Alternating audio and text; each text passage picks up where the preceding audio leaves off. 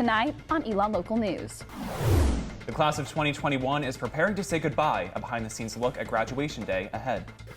How the town of Elon is working to bring in business before students leave for the summer. 4 campus facilities are undergoing summer renovations. What to expect when students return in the fall. All those stories and more. Elon Local News starts right now. Live from the Jane and Brian Williams studio at Elon University School of Communications, you're watching Elon Local News. Good evening, and thank you for joining us for the final Elon Local News of the school year. I'm Brian Ray. And I'm Maeve Ashbrook. The town of Elon is planning to discuss a new anti-discrimination ordinance at its town hall tomorrow, and the Student Government Association is working to weigh in. The ordinance would not allow businesses in the town to discriminate against people based on identity. SGA Executive President Jack Corby says he plans to attend the meeting to share SGA's stance on anti-discrimination laws on behalf of students. Last Thursday, SGA reaffirmed previous legislation on the topic in support of a possible town ordinance, but Senator Ryan Lockwood, the only senator who voted against the legislation, says taking a stance on the issue is too political for SGA. By making a political statement on a bill in North Carolina that is no longer in effect, SGA is taking a political stance that may not necessarily represent the views of all Elon students, and definitely does not follow the nonpartisan structure of SGA. SGA Executive Secretary Haley Juergens says at the end of the day, the resolution passed, and Lockwood's vote will not affect any plans moving forward. But she says the purpose of SGA is to hear multiple opinions. There's a population on campus that probably doesn't support that, and that's what senators, we ask them to do, is to represent the student body and to represent their constituents. So that specific senator voted no. I couldn't tell you why, but there is a percentage of people who probably don't support everything that we do. As the town of Elon plans to discuss its ordinance tomorrow, Juergens says SGA hopes the Board of Aldermen will take its stance into account, as Elon students are truly a part of the Elon community. Now to an ENN alert. Elon Dining is considering closing Payway as the Asian fusion retail space is, quote, underperforming. Sources tell us that a committee is reviewing options for the space. We spoke with students about their thoughts on Payway potentially leaving and what it could be replaced with. I'm big on Asian fusion and hibachi. Their food is repetitive. Like, I just get the same thing over and over, and then I'm sick of it. I'm a vegetarian, so I go to Payway once a week, if not twice a week. I get the same order every single time. I get the orange chicken, white rice. That is what I get from Payway. Have I ever seen orange chicken in any of the other dining halls? Maybe. But am I going to miss Payway if it goes away? Absolutely. I think that we could use like a burger joint. I know we used to have a Chick-fil-A. I don't know, their political views are a little iffy. I don't know if I support them, but they have good waffle fries. Whatever needs to be replaced needs to be a cheaper price. A final decision will be made over the summer. We are just 11 days away from graduation, and the deadline for seniors to pick up their 2 guest tickets is 5 p.m. tomorrow. As we approach the big day, here are some logistics to take note of. There are no scheduled road closures at this time. Staff believe that Schar Center parking lot will be sufficient enough for students and their guests. Commencement is being separated into 3 ceremonies based on school of major to limit mass groups of students walking together and ensure guests can be safely seated together in pairs. Each ceremony will be 90 minutes long with no processional to allow for sanitation between each session. And for those at home, the full day will be live streamed on the university website at elon.edu/live. Commencement did not always look like this, though, when the planning process began in the fall. Our Ashlyn DeLoe has more. On Friday, May 21st, Elon graduates will walk across the Schar Center stage to receive their diplomas. But this year, there will not be the traditional handshake from President Connie Book, among many other ceremonial changes. Commencement planning began last semester. Executive Director of Cultural and Special Programs Jeffrey Clark and Vice President for Strategic Initiatives Jeff STEIN regularly met with SGA senior class officers to weigh their options. The university's determination to do everything we can to give the students a proper ending of their degree here at Elon. The uncertainties of the pandemic caused those involved to plan for many different scenarios. SGA Senior Class President Jessica Flaxenberg says earlier versions of the commencement ceremony were virtual and much smaller. I honestly was not confident that we were going to have an in-person ceremony until spring semester. I was pretty convinced that it was going to have to be fully online. Planning officially took off in mid-March when senior class interests were surveyed. Vaccine distribution made it feasible for the team to seriously consider and plan for a bigger in-person ceremony. I think what the seniors were saying and what we were saying were very much in line with each other from the beginning. With many changes, one Elon tradition remains. Graduates will receive their sapling either as they walk off the stage or as they exit Schar Center to officially mark the end of their 4-year journey at Elon. To be able to give people an in-person ceremony where they're able to celebrate their accomplishments just means the world. Ashlyn Deloe, Elon Local News.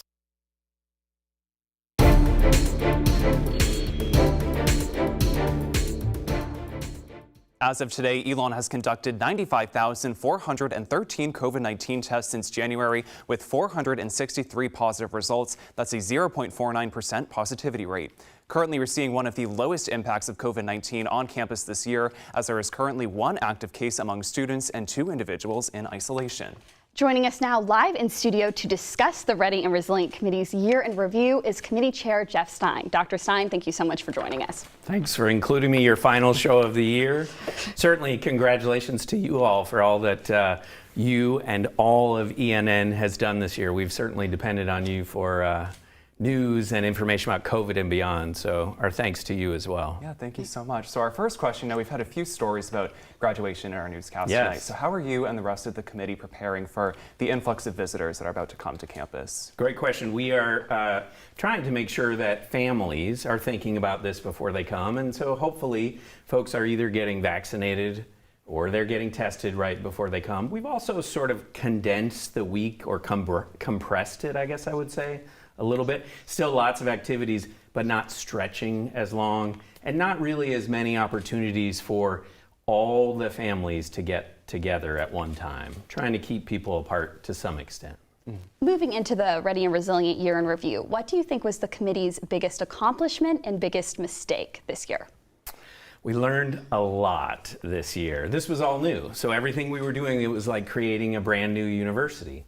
I think one of the things that I take away from this year is that we as a community can do tremendous things together, right? So what I take away is we managed to bring everybody together to take on this challenge that we couldn't imagine.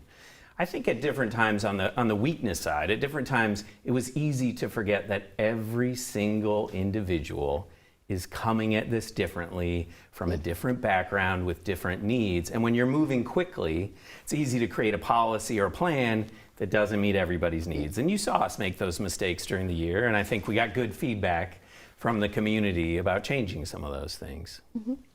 Yeah, so looking ahead at the fall, what do you expect in terms of, mask wearing, in-person classes, maybe potentially requiring vaccines? Yes, so first, we're really excited. If you guys were returning, hopefully you'd be nodding your heads about the fact that we're going to be in person again. We were only one of maybe 20% of colleges and universities in the country that was in person all year.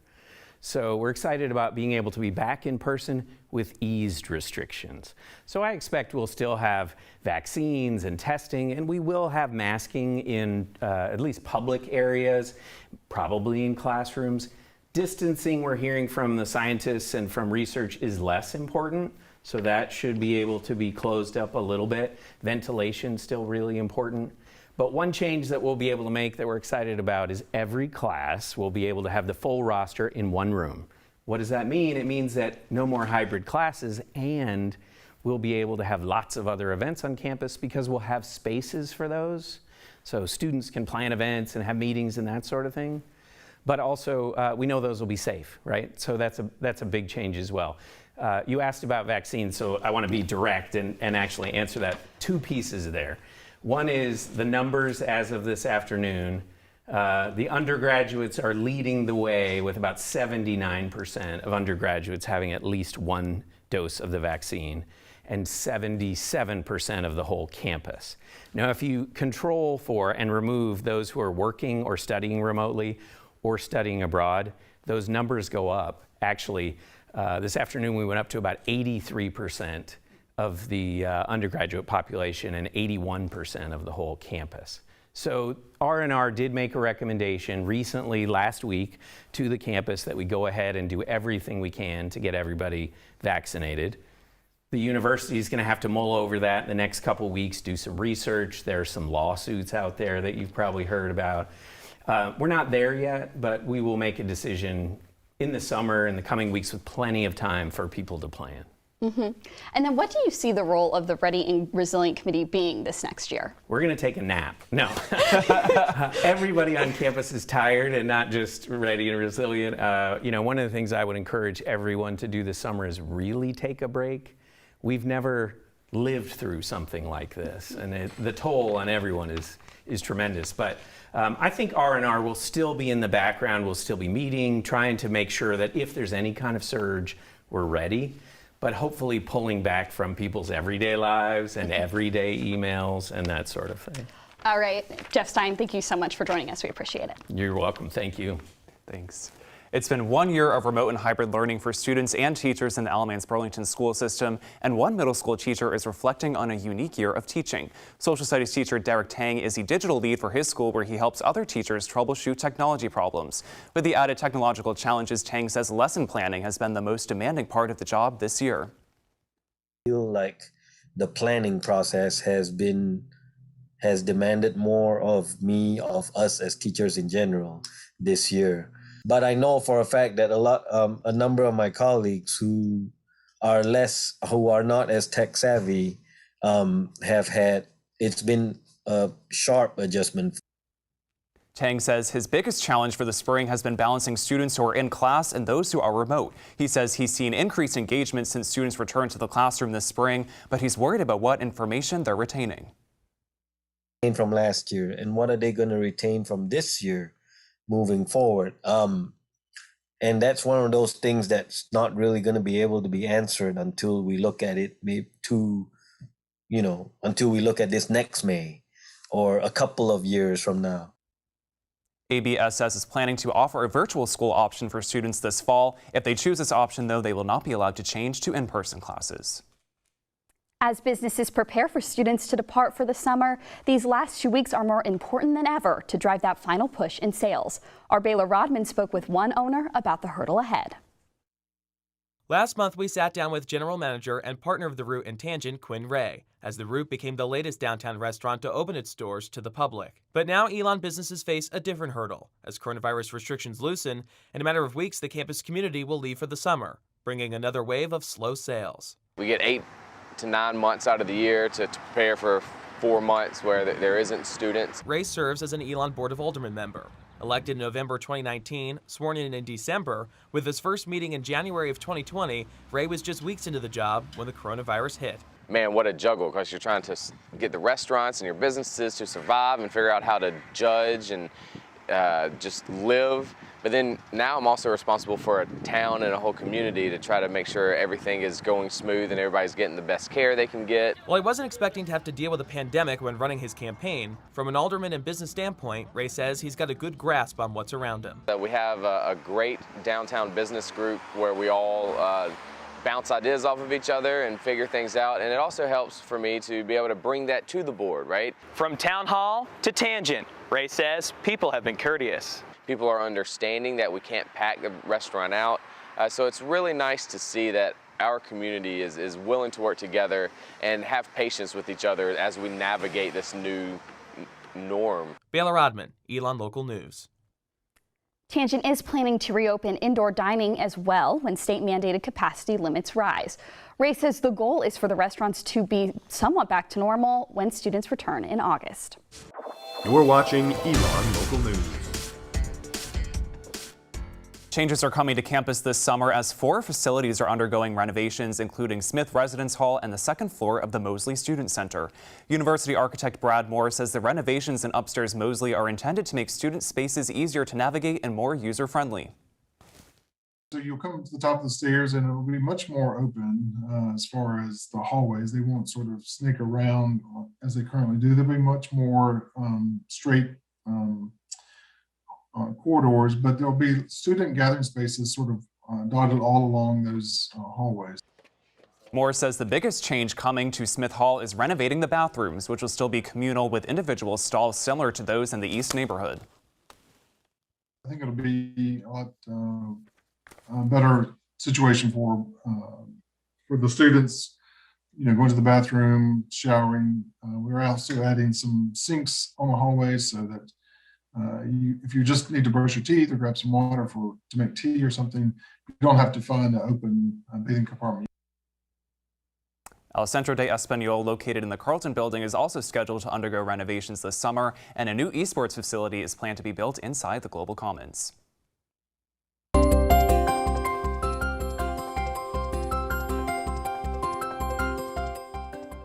For the weather ahead now, we go outside to Citroen Plaza, where our Jack Norcross joins us live. Jack, good evening to you. Good evening, Brian and Maeve. A pleasure to be with you today, and what is turning out to be a pretty nice evening, but that was not the case earlier today. Let's take a look at some video earlier. The clouds really started to roll in around 3 o'clock, and then it seemed like the heavens opened up and the rain came down. There was a severe thunderstorm warning for a period that expired at 4:30 p.m., fortunately, and then we even had a tornado warning at one portion. But good news is that this doesn't look like it will continue on for the rest of the week as we head into your Phoenix 5-day forecast. Tomorrow, your final day of classes, we're looking at a high of 67, a low of 50 with clouds and sun. We're going to see some occasional rain in the evening, and then that'll kind of pick up again in the morning on Wednesday morning, reading day. We'll see some morning showers, high of 63, low of 44. Cooler evening, 44. It's like unheard of in May. Moving into Thursday, high of 67, low of 46. And then Friday and Saturday, we're going to see some temperatures in the 70s. Should be nice. You should be able to catch a flight if you're headed home. If you're looking to enjoy your final weekend here, that all works as well. Well, it's been an absolute pleasure serving the Elon community over these past few years here. But for the final time, I'm Jack Norcross, live on Citroen Plaza this morning. Have a good night. Jack, thank you. May is Mental Health Awareness Month, and one student says there is a lack of awareness on the topic. Anne-Marie Bonner has more. Sophomore Julia V did not know she was experiencing mental health issues until she came to college. Like, nobody knew how people can struggle in many different ways, and just not necessarily having my parents they helped me through some stuff, but they didn't understand it either. Veed says that when she came to college, she realized there is a stigma about mental health. She has even experienced this in the classroom, trying to open up to professors saying she was having a hard time, only to be told she couldn't get an extension. I was it made me more stressed out just because I was I was trying to open up more and just be I'm struggling right now, but it just getting it pushed off just felt like my feelings weren't validated or that they just didn't care. Assistant Professor of Psychology, Mila Titova, has focused her research on improving student mental well-being and happiness. Her recommendation for professors is not to take the approach that students could be lying to get out of schoolwork. There might be students who are not, and they really need this help, and it's really could be something helpful for them. So I think that I'd rather have, some students kind of, take advantage of the situation rather than a student who's really struggling not necessarily get the help that they need. Anne-Marie Bonner, Elon Local News. Veed says the lack of in-person counseling is also something she struggles with. For those like her who want help, you can make an appointment by calling 336-278-7280. Finally tonight, not only is this the last ELN broadcast of the semester, but it is also the last show for our seniors. In these past 4 years, these seniors have helped put out nearly 200 live broadcasts, 100 pendulums, and thousands of stories for our website. From producing to directing to reporting, these seniors have made this organization and this campus a better place. To give them a proper send-off, Rich, our advisor and our journalist. Yeah, I'm Rich Landsberg, and I'm a senior, but not in the same way. And it's always just a great privilege and an honor to spend the last couple of minutes of our last show of the year talking about people that I've known for 4 years and have worked closely with, people who've gone from being my students to being my friends. And I just want to call each of them out by name. Start with Grace Terry, who just did a magnificent job on The Pendulum as our editor. There were times when it was difficult to find staff to do things, so you did it yourself, and I always appreciated that. Sophie Ortiz, who I've known since she walked in the door, and has kept us running, literally kept us running as she did a lot of our production over the years. Courtney Weiner, my friend, who is going on to graduate school after this at Columbia. We're all very, very proud of you for that. And also was one of our great producer. Isabella Seaman, who has anchored for us, has done packages for us, has done everything, but including get hit in the head in volleyball for us, has just done a magnificent job of keeping us together. Brian Ray, where's Brian, my friend? Right here. Our anchor, and literally our anchor. You kept us together. You kept everything solid. We're all proud of you and all the work you've done, and I know you're going to go on to a great career as a reporter. Christian Galvano, hiding back there, already has a job as a producer down in Charleston, worked hard. We traveled together a number of different places, overseas and domestically, and just saw tremendous growth and just great stuff from you. Am I missing anyone? Oh, wait a minute, there's Jack Norcross. Jack is the rare triple play individual. He did production, he did reporting, he was our weather guy today, and he led our organization. He kept it all together. Thank you all, seniors. Thank you. Thank you. Virtual hug. Virtual hug. And that is all the news we have for you today. Thank you so much for joining us. Thank you for tuning in for the last Elon Local News of the year and for me. Thank you so much.